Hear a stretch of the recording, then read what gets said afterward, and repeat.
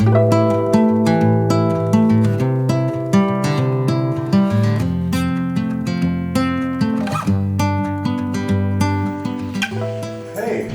good morning and welcome.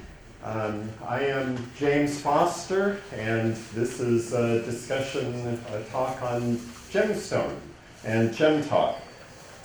First, though, I'll note we got an email at Gemstone from Hernan in 2007, where he says, we're looking at having a Smalltalk conference, and it's been so popular we've expanded it from 1 day to 2 days, and we're wanting to know if we can get some representation from outside Argentina. And so it was interesting. That first Smalltalk conference was in Spanish, with one presentation in English. But that was me.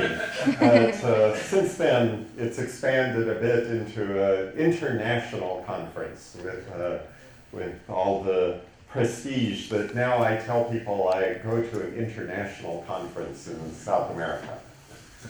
So another little disclaimer, Norm Green was told at ESUG a few years ago that his presentations were a bit boring, just slides and with text. So he tried to add each of the transitions that is offered in PowerPoint. So you will be seeing a variety of transitions being used here.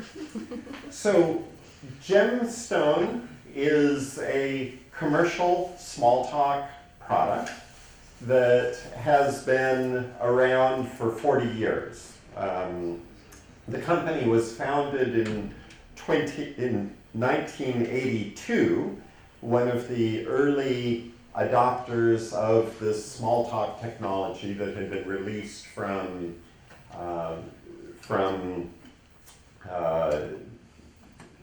Park Palo Alto Research Center in 1980. We shipped the first version in 1986 and demoed it at, I believe, the first OOPSLA in Portland in 1986. Name changed to Gemstone, and then, as many of you may be familiar with, the technology companies go through transitions, and so we're being bought and sold and bought and sold, but the team has remained largely intact. We still have some of the original developers, and I was going to say Alan Kay, but it's Alan Otis is one of the originals. Alan Kay, Alan Knight, Alan Otis. So we were part of VMware for 3 years while they were going through their growth phase, and then when they switched to more of a core competencies is the buzzword that's used by the MBA crowd for layoffs and sales. So we were bought by our now CEO owner, one of the early executives, and Dan Ware is now the owner and has said that his goal is to have less in the way of this transitions and uncertainties. So he intends to keep the company privately held and continue operations and support the customers. Customers we have, including financial and trading verticals. Many of these are well-known names: JP Morgan, USB.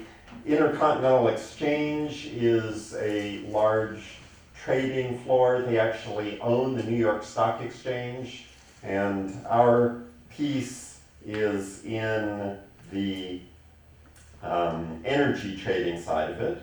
Momentum, Lifeware, Guava, manufacturing, Texas Instruments, onto, and HTS, HB Fuller, utilities, Florida Power and Light, telecommunications, best known here in Telecom Argentina, and I actually spent a day visiting them yesterday, so I was not here. My schedule didn't allow me to add more than that. Government, we are in several government entities, and then work with several companies who then expand what they're doing. I'll show a little bit more of the models for how we work with other companies. We're involved in the community, conferences, Faro Consortium, ESUG, FAST, Camp Smalltalk, and others. So we do like to stay involved in the community.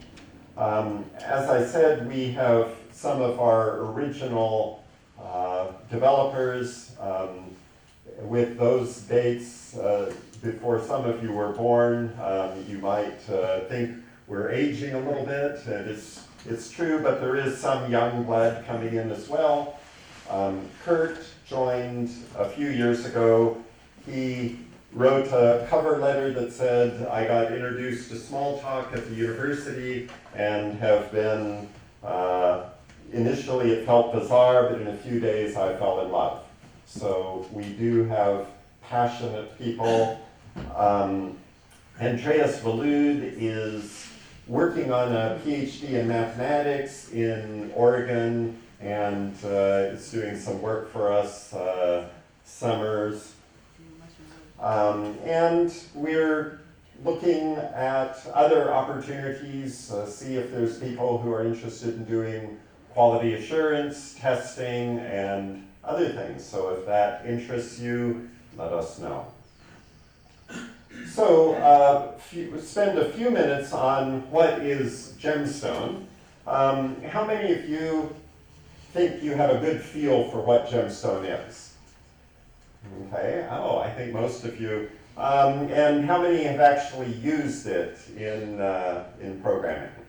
Okay, well, fairly good number. Well, then this I'll try to give this very brief, but we've also been told there are new people who come to each of these conferences, and you should tell them what is unique.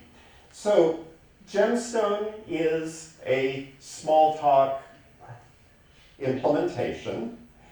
The traditional Smalltalks, client-side Smalltalks, have an object space that's limited to one virtual machine. The object space is limited to one host. The object space is generally limited to RAM with virtual memory. And the object changes, since the last image save, are lost if the image crashes. Okay? So these are characteristics of traditional Smalltalk. With Gemstone, the object space can be spread across thousands of virtual machines. We had a design limit of 10,000 just because we had to have a number of how many connections you could make. And JP Morgan says that's not enough, so we went to 32,000, just made it, I guess, the 15 bits. But if you find that's not enough, we can expand that. The object space is limited by disk, not by RAM. So again, there is probably a theoretical limitation of the size, but I don't think anyone's purchased enough disk to reach that limit. Object changes are managed by ACID transactions. ACID, the acronym, atomic, consistent, isolated, durable. So this is the database environment. This is the database side. But each change that you make, once you say commit the transaction, then that change is persistent, and if your system crashes, we will restore up to the last commit. And that guarantees persistence. Functionality, key features, scalability, billions of objects. I think the design limit is currently at 1 trillion. We have a 40-bit object ID. Thousands of users, thousands of machines, thousands of transactions per second, terabytes of data. So concurrency, multiple users can connect to this one object space at one time. The transaction semantics, concurrency can be optimistic or pessimistic, so we can let you just commit and we'll check your changes at the time you do a transaction commit. Or you can acquire locks to ensure that your concurrency will be allowed. Namespaces, shared and private. So again, you can have namespaces with the system. Security, object level security. So each object has owner, user, and permissions read, write based on owner, group, and world. Login security in a database environment, user ID, password, or single sign-on, LDAP, PAM, X509 certificates. We have added each of these because someone said, I need this. And so supports for there. Administrative privileges, so by user we can limit or allow what you can reset passwords and other things like that. But it is 100% small talk. So this is turtles all the way down.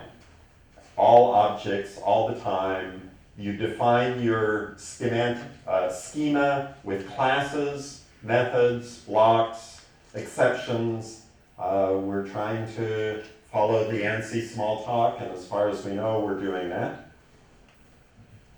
Very large collection. So what is different in a database? It's primarily collections. You just have collections that instead of having 1,000 elements or maybe 1 million, can have many millions. But how do we do searches? Well, following the same model that's used in Oracle or other databases, there's B-trees, as well as hash collections. So dictionaries are, of course, familiar in Smalltalk, and we can do direct lookup there, but we also have a B-tree lookup. So if you've built an index on a particular attribute, such as employee's last name or country of origin, we can go and do a B-tree query where we find that in a very small number of lookups. This is the log2 model, or log n, where n can be something on the order of 2,000. So we can do very, very rapid lookup. Interfacing to other small talks. In the 80s, 90s, Gemstone was seen as the back end, and so people would build a front-end application in the commercial small talks, IBM small talk, Park Place small talk, now VA small talk, or VA, I forgot the marketing name, Vast Platform, yes. Okay, I'm trying to get that, but so the Vast Platform, and then SynCom small talk. If you have that, we can provide a library that you install in your environment and provide for transparent object replication. You, of course, need to get the platform from the appropriate vendor, so we are not a reseller of Vast, we are not a reseller of SynCom, but if you have those products, we can be your backend database, just as if you bought Oracle and SymCom Smalltalk, you could connect them using a library. So interfaces, and then we do have a C API, and that's how we connect to things. So with that, you can communicate from Pharo or other languages. I've written a wrapper that uses the foreign function interface in Python, in JavaScript, in Ruby, and other things. So you can get to Gemstone from other languages if you wish. C++, C#, Java, we have a product, GemBuilder for Java. We have interfaces to relational databases. There are some of our customers who say we want Smalltalk for our transactions. We want a SQL database for queries, for long-term archive data. So we support that as well. Platforms, Linux, on the x86 and ARM, Mac OS, I'm running the Apple Silicon here, Solaris, IBM PowerPC, Raspberry Pi. I have a Raspberry Pi that I run Gemstone on. And so if you want that, that's again, just the ARM processor. Clients, all of the above, and Windows. So that is where we have the additional library. Again, GemBuilder for Smalltalk. This is the transparent object replication that started in the 90s, 80s, where we can provide a library that interfaces to the external database, but does it in a largely transparent way. Again, we view this as something very much like the relational database. Glorp is an open source library that allows you to connect to Oracle, and so you just install this library in your Smalltalk and have a connection there. There's an IDE, yes, Jade is an open source IDE for all versions of Gemstone. It's built with Dolphin Smalltalk, and so is a Windows-based system. Free, browsers, inspectors, available on GitHub. I've been doing this for about 20 years. This is a way to get to Gemstone directly without having to go through the two object space model. And so from my perspective, it simplifies and reduces some of the confusion. You will see the traditional browsers, the multi-pane columns, and then the text below. So we have the namespace or dictionaries, the class categories, classes, method categories, methods, and then the editor below.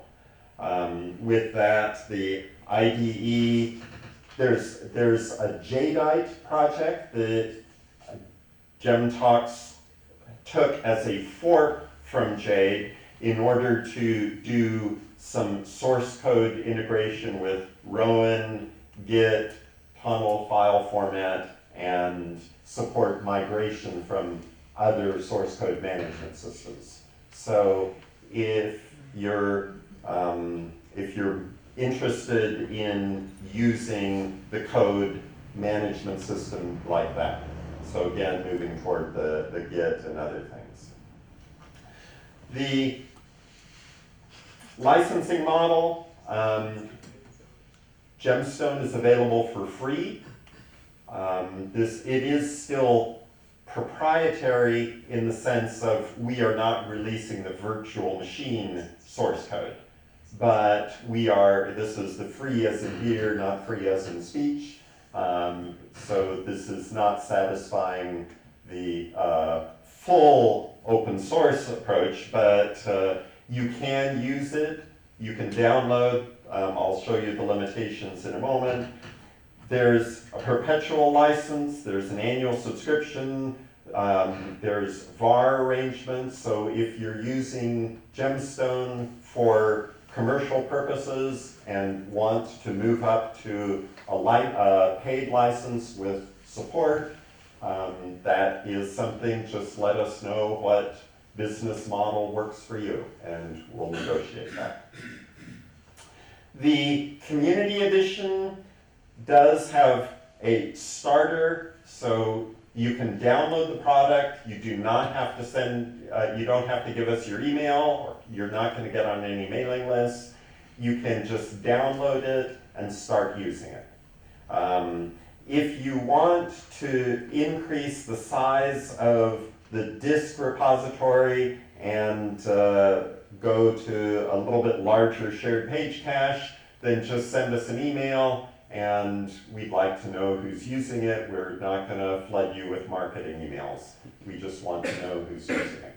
So you can upgrade to that. Then we've got a $1,500 per year model, a $3,000, $6,000. So we're trying to build this gradual ramp and trying to be public about how you can grow your business. And the idea is start off, build something, make it, and then if it's successful, we'd like to get in on it. The support models, web support, emergency, 24/7, mailing lists, and so on. So, our last few minutes on a roadmap. What we've done, what's out there, what's recent, and where we're going. So version 3.7 is currently internally in code freeze and testing. I don't know if it will be December 31st or January 15 or something like that, but we're aiming for the next 60 to 90 days. Version 3.6 has been out and has had a few updates. 3.5 is out, 3.4, X, and of course many more earlier ones, but we'd like to keep you up to date. And it's a little frustrating, as any of you know, to have people report bugs and you say, well, that's been fixed for a few years, please update your system. 3.6, so the current major release, what was new there, data at risk encryption. So this is the sort of thing, you can put your data, you can run your system on Amazon, and you say, oh, well, you know, someone could get access to my disk, and if someone compromised that, they'd have it. Well, if we have data at rest encryption, then you may have a little bit more security there. Lots of details on that. There's tools for copying the file into an encrypted format and going from there. Perform on server. One of the things that you can do from Smalltalk is shell out to Bash, for example, and run a script. So this is perform on server. Each user, but then, you know, question of security of, well, I don't want people doing things. So there's limitations on what can be done. But we might, and then we have a whitelist capability, so you can say you are allowed to do these particular things. We've added more immediate objects. One of the things from Smalltalk early on is integers are immediates stored in the OOP itself, so it doesn't take up separate space. And this gives you space and performance. Going to 64 bits gives us quite a bit more in the way of room to put these immediate objects. And so small date time, date time, time, date and time, scaled decimal. We already had, I think, fraction and a few others. So this is giving us more in the way of immediate objects. We can, so this is, next is going to be some administrative support for the things that you would do in the way of monitoring the system. You can get the list of running systems in a JSON format, which might be useful for some of these. AWS, we have people who are running in Amazon and wanting the key management through the AWS control panels. So you can actually control through various factors there. There's Prometheus, is a monitoring tool that some of our customers are using. And so you can tie in with that and run your external monitoring tools and get updates on what is the Gemstone system doing. And so your IT department can use their normal tools instead of having to learn to use our monitoring tools. And VSD is powerful, but a little bit for our statistics monitoring. Coming in 3.7, we're doing some code generation optimization, trying to squeeze out each of these assembly language instructions or machine code. So each clock cycle that we can save can give us a little bit more. I think branch prediction and other kind of the VM things that some of you are more familiar with, certainly than I am. Azure, Microsoft, people again want to integrate with their IT technology systems so we can store keys in Azure, starting in 3.7. Instance migration, when you modify the schema, add an instance variable, then do you need to scan the entire database to update each of the objects? We've improved the performance on that. SSH, if you're in Smalltalk and want to execute a command, not just in the shell, but on a different host. And so we're building an SSH support into as an actual class in Gemstone. Read streams, the byte processing, again, some buffering so that the performance is better. There's ways that we're making that faster.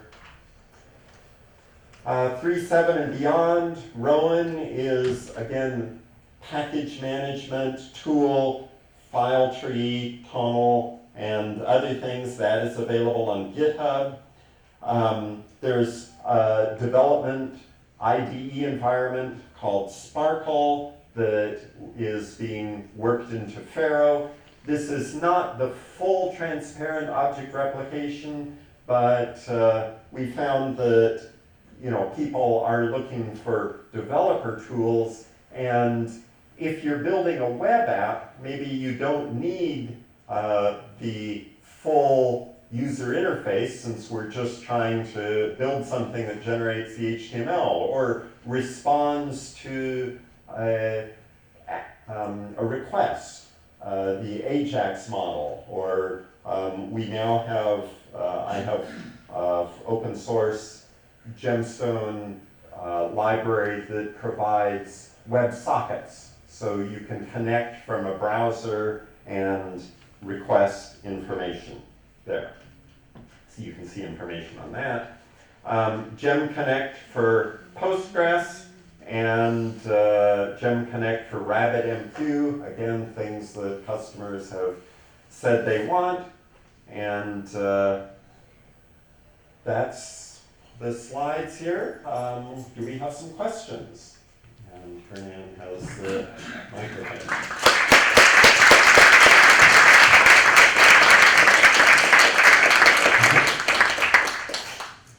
I have 3 questions. I don't. Do you prefer one?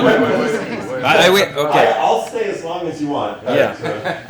I don't know if you prefer one by one or the 3. Oh, go ahead. So maybe my memory is such that you better ask one at a time. Okay. So I was thinking from when you were talking. So what are your thoughts, or what do you think? Not you, James, you Gemstone. So about the new kind of hardware that is appearing, like disaggregated memories, non-volatile memories. Is there something that is coming to Gemstone in that? So no, I don't know of any hardware issues that are impacting what we're doing. I mean, certainly things like SSVs have made all databases faster. And so, our customers are taking advantage of that. And certainly the networking capabilities, and things, other things, but no, the specific things you've mentioned, I don't recall that we're doing anything with. Okay. I don't know if somebody else wants to. Go ahead. So otherwise, okay, question 2 is a simple one. So when you were showing the licensing table, so I was thinking that, so for example, the starter package, you offer 10 gigabytes limit of disk. Yes. But so have you reviewed those numbers with the new, so CPUs are not accelerating, the CPU speed is not accelerating as fast as before, but still now we have much more memory than before. Yes. So have you reviewed those numbers, or? Have we reviewed them? Well, so we are still, you mentioned the difference with the Faro consortium, and we're a contributor to that, so we're supporting you, but we still need a business model. And so far, we haven't, so I was involved in getting this adopted 15 years ago, and it was a bit of a push to say we're going to have something free.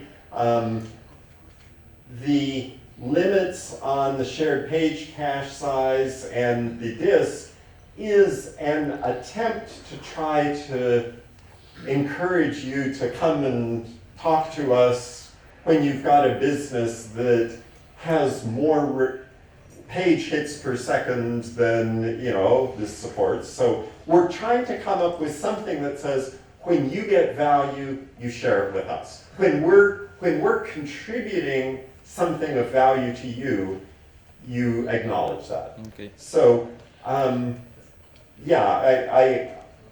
it would be wonderful for me to say, you can have unlimited memory and unlimited disk for free. But so far that business model hasn't been compelling to our owners. Actually, my question was more in the sense is maybe users are hitting those limits much more often, so you have to shift them. So it's just because now we have more data, more requests.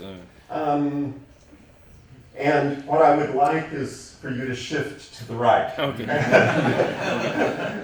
And the third question is maybe I do know. So I was a Gemstone customer, in the 90s, and yes,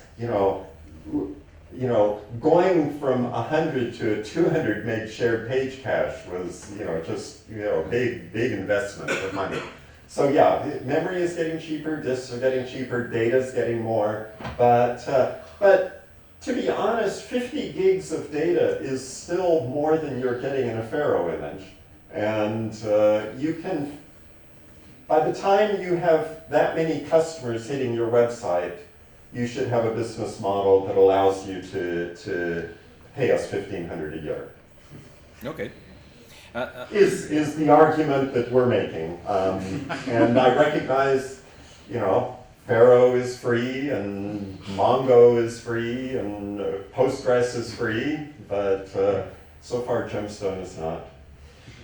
Yeah, no, but it's okay like that. So Or it's free. very good. It's free up Last to. question. Yeah, Please, so move on. so the the new immediates you Yes. chose. So my question is why you chose those, and if you have some numbers on the improvements that they led to. So I imagine that making you have a lot of dates, if you have database with a lot of dates and lot of times, so Yes. actually that actually makes a lot of saving in space. And, Yes, but- yes.